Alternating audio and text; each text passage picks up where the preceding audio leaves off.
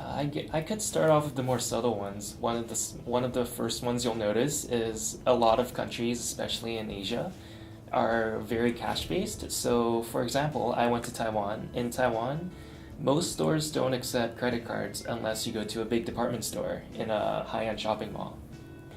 So, what most of us did was we would go withdraw money from an ATM and keep a lot of cash on us. So that took a while to get used to. I'd say most countries are quite safe. You don't really have to worry about being pickpocketed, but it's just something to keep in mind.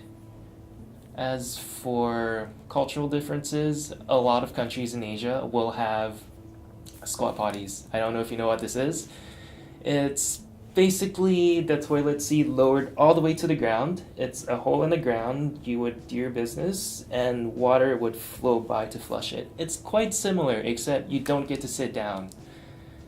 It took a while to get used to.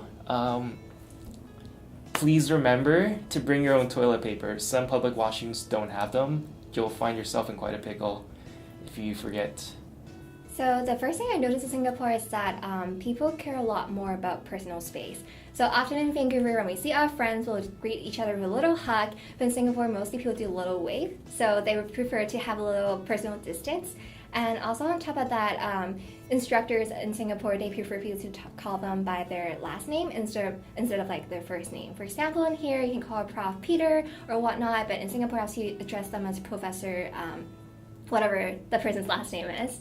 And to adapt to these differences, I found going to orientation helps a lot. So there was an orientation held at my host university, and it ran us through all these things that we have to be aware of, and also in terms of like academic deadlines or whatnot. And also making local friends is always great. They helped me a lot in Singapore to adjust to the new environment, and they also brought me around. So for sure, they helped me to adapt to the new environment. So the first cultural difference I noticed was right when I stepped off the airplane. As you're coming out of the airport, a lot of people do these nose kisses to greet people or welcome them back home. So it's very strange to see for the very first time being in a new country, in a new place, all these people doing these nose kisses, something you're not used to. But eventually you got used to it after seeing it so frequent, especially right when you get there. So it was okay.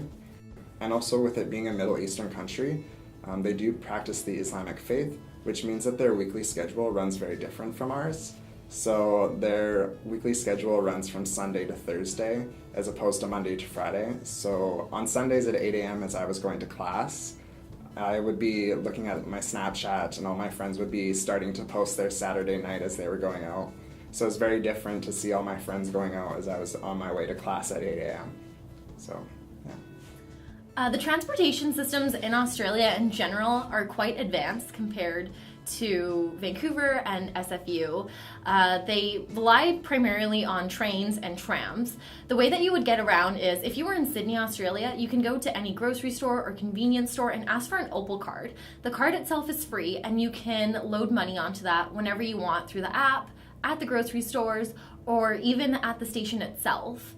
It's important to get that Opal card because it actually charges you a cheaper rate than you would have to if you bought the ticket at the station, and the lineups get really long there as well.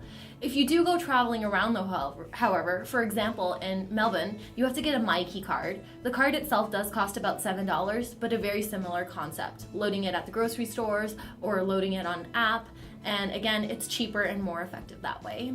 And whenever you pay for anything in Australia, the tax is included in the price. And if you are going out to eat, you don't need to tip. So that's one of the pros to that as well. Yeah. Oh, also, there's so much Australian slang to get used to. Yeah.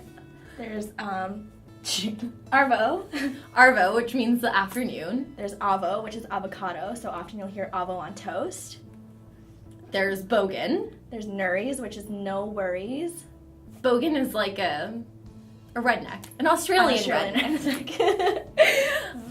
What else is there? Well, there's just different ways of greeting people. So instead of saying, hi, how are you? They're going to say, hey, good day, mate.